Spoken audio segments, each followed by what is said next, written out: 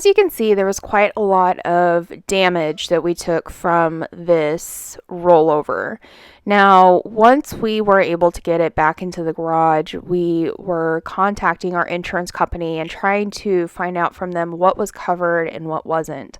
And for us, we ended up having to pull a lot of items that were not going to be replaced. So what we ended up having to do is we had to pull the axle out from underneath the Jeep. We had to pull all of the accessories that we had inside of the Jeep. We had to pull the tire carrier off. There was just a lot of things that we had to do. And you'll see in the next video what all we were replacing and what we were reusing. Now, one of the things that we would highly recommend you do is to, number one, have a plan. You want to make sure that you have some sort of plan in place in case something were to happen. Now, if you trailer your vehicle there, then obviously you have a way to get it back. But for us, we did not trailer it. So we had to find somebody that could bring it back for us. Fortunately, we had some friends that were able to help us, and that allowed us to get it back. But overall, just having a contingency plan is really important. Next, you want to make sure that you have recovery gear. You want to make sure that you also know how to use this. So others in your group should know how to use it. You should not be the only one. In this situation, if Josh had been the only one that knew how to do the recovery, then unfortunately nobody else would have been able to help and he would have been stuck inside the Jeep. So make sure that you are familiar with your recovery gear, and those that are wheeling with you also know what to do just in case there is a accident or a breakdown. Next, you want to make sure that you are not wheeling alone. We say this quite often and we mean it. In our situation, had we been wheeling alone, then there would not have been somebody to help us to turn the Jeep over. And you never know where you're going to be at in terms of a signal, whether or not you can get help. So either make sure that you're wheeling with somebody that you're familiar with, or make sure that you're wheeling in areas where there are other people. You never know what's going to happen, and having others around you is such a lifesaver. Next, you want to make sure that you don't panic. So I know if you watch that video, there's probably a lot of people thinking, how did people not panic in this situation? Well, you want to make sure that you check on everybody and ensure that nobody needs any sort of medical attention, because that's the first thing you want to do. But staying calm helps to just reduce the confusion of the situation. And if you panic, you're just going to elevate that situation. So if I had panicked when this happened and Josh was in the vehicle, it's very likely that he would have had some sort of elevated, stressor going on with him. He might not have been thinking straight. You never know what sort of situation you're going to be in. And the calmer that you can be, then the more level-headed you can stay in the situation. And the more helpful you can be. If you're panicking, then you in turn become somebody that also needs assistance. And if you're limited on people that are around you to help, then you're taking away from resources that the person that is in the accident actually might need. Last but not least, make sure you have a first aid kit. And this is not just for you, but this could be for your animals. So when we do stuff, we actually take our dogs out of the Jeep when it comes to these crazy situations, which is why they weren't in the vehicle with him.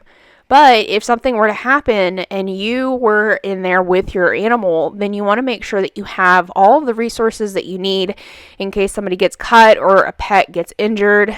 You never know what's going to end up happening, and being prepared for that situation really makes a huge difference. Here he is in all of his glory. About to be hauled off.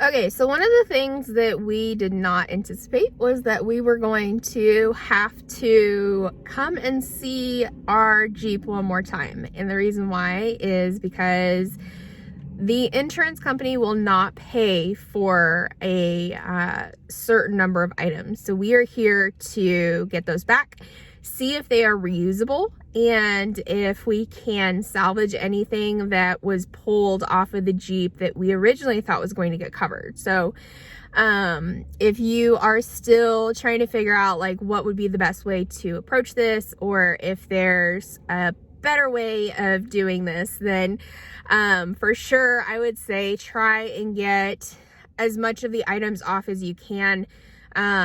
Of course, that is if you are going with just a insurance company that would typically be just like your full coverage company. Of course, we are looking at a alternative insurance company. That way we don't have to go through this all over again.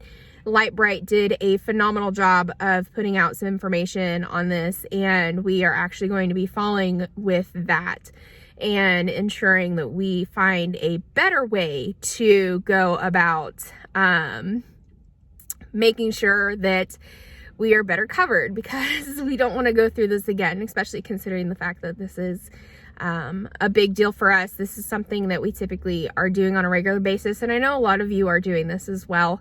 And having your items covered and not having to worry about whether or not that item is going to be able to be replaced is something that you don't have to go through. We have gone through so much of this for you guys already, and I can tell you that it sucks having to sit here and wonder whether or not you are going to get your fenders replaced, or if you're going to be getting your rock rails replaced, or if you're having to do what we're doing right now, which is to run to the junkyard and pull them off, because there is a likelihood that it's not going to get replaced.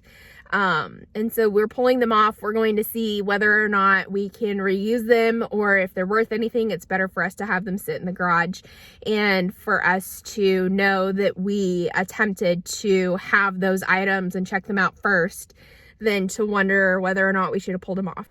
When we called our insurance company after the rollover, we were very surprised to find some things out that I think we need to pass along to you and anybody else that is considering off-roading. We thought we were covered for way more than we actually were. When we called our insurance company, we were under the impression that we would have up to $5,000 in modifications covered, and all we needed to do was replace the items that we wanted to keep with stock items and not have to worry about the other ones. However, we came to find out, as you can see here, that we were not covered the way that we thought. So, our recommendation is a couple things. First, you want to make sure you call your insurance company and you are very specific about the questions that you ask and finding out what you're covered for. We want to make sure that you guys understand that your insurance policy may state something, that your agent may tell you something different. And so that's why it's really important for you to check your policy, see what it says, and then when you talk to somebody, that you are asking very specific questions about coverage. If you think that it's too specific, it probably isn't. You want to ensure that you're covered more than you are wondering whether or not you are. So we highly recommend finding out, do you have off-road coverage? If you don't wheel your vehicle. Find somewhere else to go, because you are not wanting to be in this situation. Trust us, it was not fun. If you are covered for off-road, then be very specific. Are you covered for being on a trail? Are you covered for rock crawling? What exactly do they mean by off-road? You want to make sure that you have clarification about all of the words that they use, because what they mean may be something different from what you may think. Next, if you are not covered, you want to make sure that you are shopping around for good insurance. Now, we took the advice of Brittany and Kevin, and after watching their video, we contacted the Phoenix, and they were able to get us coverage way more than we ever thought we could have received beforehand. So you want to make sure that when you are shopping around, or if you're contacting a service like the Phoenix, that you're telling them specifically what it is that you need. Tell them what kind of off-roading you do. Make sure that you have that kind of coverage. You want to make sure that you're covered for any upgrades or modifications that you do, and be very specific about what you mean by modification. What we learned is that our previous insurance meant modification as in if we put like a wheelchair ramp or something like that, not something that came from the factory. So ensure that you are checking out what that verbiage means, because their modification definition may be different from yours.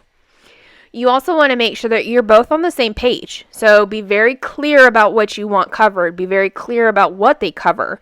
And then ensure that you have that in writing. Make sure that your policy states what you have and what you're covered for. Because even though somebody may tell you something over the phone, you won't know for sure until you have it in writing. So it's really important. Next, you want to make sure that you are considering any additional coverage that you may want.